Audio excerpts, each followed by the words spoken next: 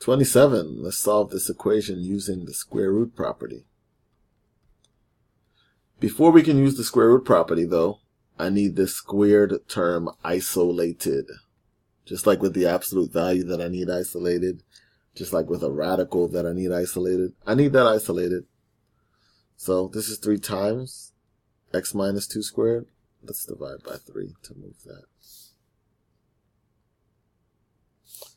So it's 1. So x minus 2 squared equals 18 divided by 3 is 6, I believe. Now the square root property says if I have quantity squared equals a number, I can take the square root to get rid of that second power. Square root and square, they're inverse operations. They cancel each other. So I'm just left with x minus 2 on the left. But when I introduce the square root, on the right side, I'll have this plus or minus square root of 6. Always have to bring along that plus or minus.